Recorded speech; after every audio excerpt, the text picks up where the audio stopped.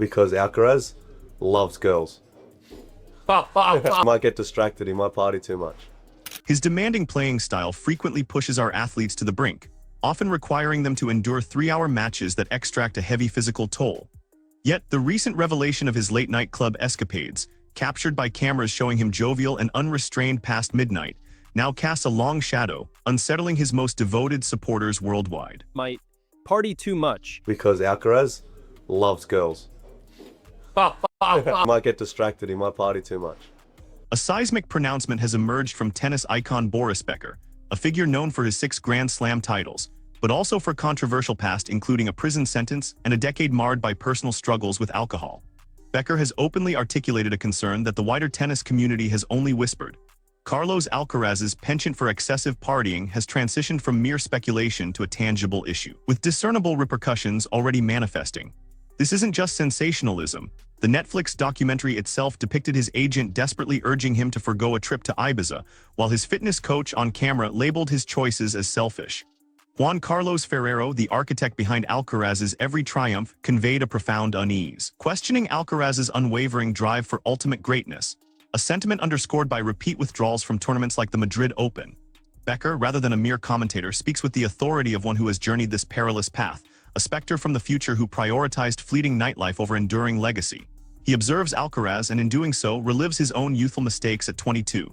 The narrative resonates with chilling familiarity, mirroring Becker's own ascent to Wimbledon glory at 17, a victory that overnight bestowed immense wealth, celebrity, and access to a world he was ill-prepared for. Lacking guidance to navigate such immense pressure, he spiraled into addiction, detailing in his autobiography a reliance on sleeping pills from 1987 and years where nocturnal diversions eclipsed the burden of expectation. Despite capturing 6 major titles, Becker now reflects on countless others lost because he couldn't disengage when it mattered most. This personal history is crucial. It imbues his pronouncements on Alcaraz with a gravity unmatched by any pundit or journalist. When Becker assesses Carlos Alcaraz's situation in 2026, he isn't watching a highlight reel, he's reading a script he has already performed.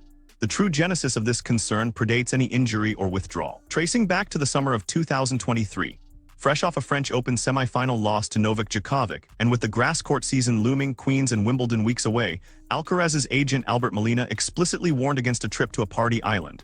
Yet Alcaraz proceeded, admitting in the Netflix series his desire to let loose to explode, fully aware Ibiza was no health retreat. Intriguingly, this decision initially seemed validated when he triumphed at Wimbledon that year at 20, defeating Djokovic. This success, however, instilled a detrimental lesson, leading him back to Ibiza in 2024 before the grass season, drawing accusations of selfishness from his coach, Juanjo Moreno. The documentary also captured Ferrero, Alcaraz's lifelong mentor and a French Open victor himself, openly questioning his protege's commitment to reaching the echelons of Djokovic or Nadal. This was no dramatic edit, but Ferrero's candid expression of a concern too profound to keep within the locker room. Despite these internal tremors, Alcaraz's external success continued with French Open and Wimbledon victories in 2024, propelling his ranking. The April 2025 Netflix release ignited a global debate. Was Alcaraz a prodigy who balanced work and pleasure, or a generational talent slowly charting his own downfall? The civility of this discussion quickly eroded when Nick Kyrgios on the UTS Tour predicted Jannik Sinner's long-term dominance over Alcaraz, explicitly citing Alcaraz's supposed interest in girls and potential for too much partying. Kyrgios's assertion regarding Alcaraz's potential for distraction, contrasted with Sinner's unwavering focus, carried an unusual weight, stemming from Kyrgios's own career as a cautionary tale of immense talent overshadowed by unfulfilled potential. He, more than most, understands the steep price exacted when the delicate balance of an elite athlete's life falters, recalling an incident where his manager had to physically escort him from a Wimbledon village pub at 4 a.m., mere hours before a center-court clash with Rafael Nadal. Even in his criticism, Kyrgios conceded that Alcaraz navigates this balance more adeptly than he did in his formative years. Alcaraz retorted with the poise expected of a 22-year-old 7-time Grand Slam winner, playfully labeling Kyrgios an authority on nightlife, and asserting that his performance inconsistencies were rooted in technical and mental facets of his game, not his social life. Yet, following his 2025 French Open triumph, Alcaraz once again journeyed to Ibiza. He informed the Spanish news agency EFE that this excursion was subdued, involving 1 night out and 2 spent indoors, claiming he was in bed by midnight on subsequent evenings.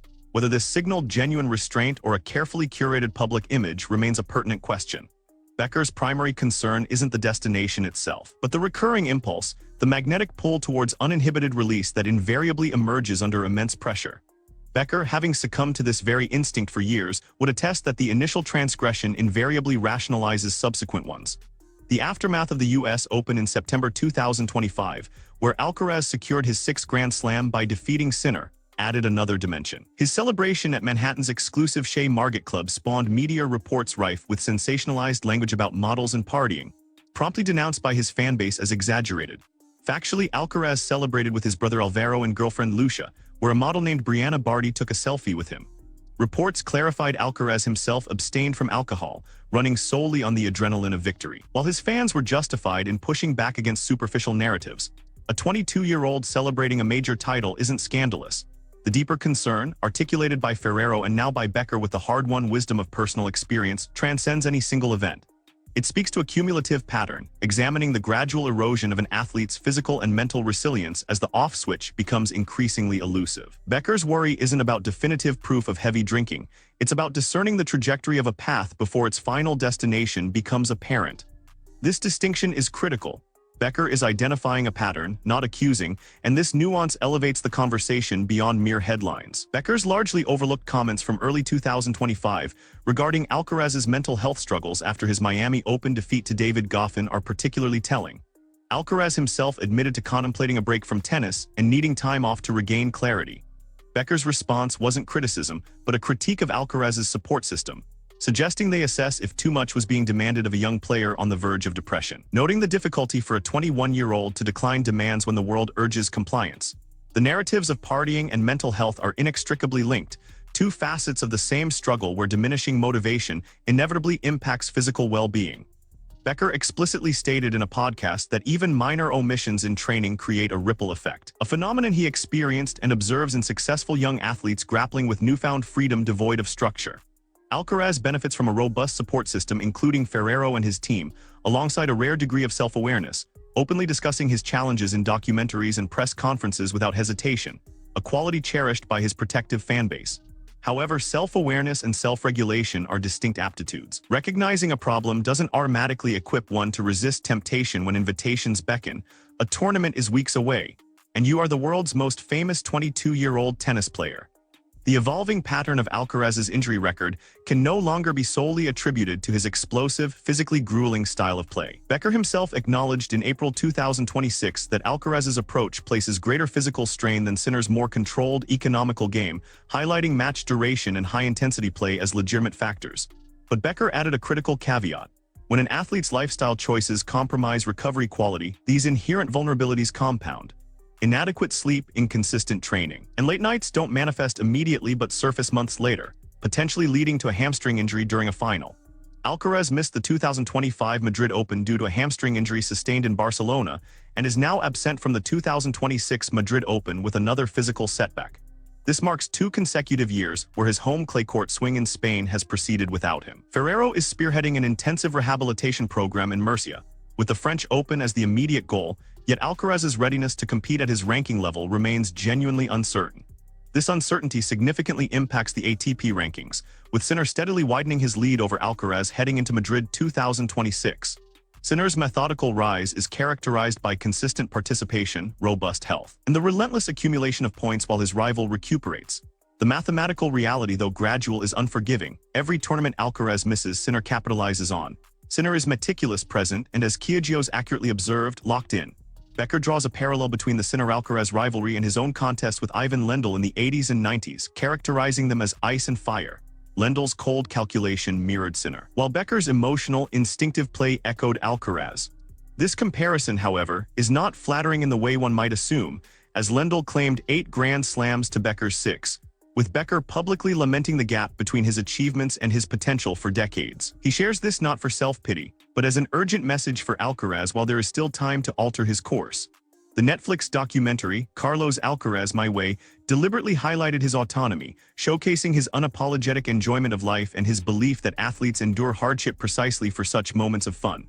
While this philosophy holds a healthy core, the question posed by both Becker and Ferrero is its long-term viability over 15 more years of elite competition. Can a body already exhibiting stress fractures at 22 simultaneously endure the extreme physical demands of his playing style and the lifestyle choices of being Carlos Alcaraz? Djokovic famously shunned partying. Nadal was legendary for his strict sleep and recovery. and Federer maintained an obsessively structured off-court regimen. Even amidst his image of effortless grace, these three titans amassed a combined 66 Grand Slams, their discipline not incidental but foundational to their achievements. Alcaraz, with 7 at 22, possesses theoretically boundless potential, yet ceilings can materialize without warning. Becker, who retired at 31 with his last Grand Slam at 28, understands this acutely. The intervening years were not a gentle decline, but the costly harvest of seemingly minor choices that, in retrospect, became enormous. The most chilling aspect of this entire discourse isn't the rumors of drinking, the Ibiza trips, or nightclub photos. It's the consistent message woven through Becker's public statements. When he observes Alcaraz, he sees his own 22-year-old self, not as a compliment or nostalgic reflection, but as a stark warning from a man who already knows how the story concludes if the script remains unchanged. While Alcaraz is distinct from Becker, with a stronger support system, greater self-awareness, and a courageous coach in Ferrero, the pattern Becker identifies is undeniably real. The documentary evidence, the injuries, and the tournament absences are all verifiable. The chasm between Alcaraz's absolute potential and his current operational level is not only real and measurable but alarmingly widening precisely when it should be closing. This, then, is the true bombshell. A six-time Grand Slam champion articulating what those closest to a generational talent have only dared to express on camera, that the lifestyle is not merely a footnote to the career. At some critical juncture, the lifestyle asterisk becomes asterisk the story. Alcaraz at 22, with extraordinary physical gifts and Ferrero still in his corner, working towards the French Open in Murcia, still has the opportunity to script a different ending. However, time in professional tennis operates differently. A year lost to injury and inconsistency at 22 carries a greater penalty than at 28. Ranking points forfeited now are more arduous to reclaim later, and rivals who consolidate their positions during your absence do not readily surrender ground. Becker isn't forecasting failure, he's highlighting a critical crossroads. His unique credibility stems from having stood at that very intersection himself, making the wrong choice countless times. The trajectory feels familiar, the only remaining uncertainty is whether Alcaraz is truly listening.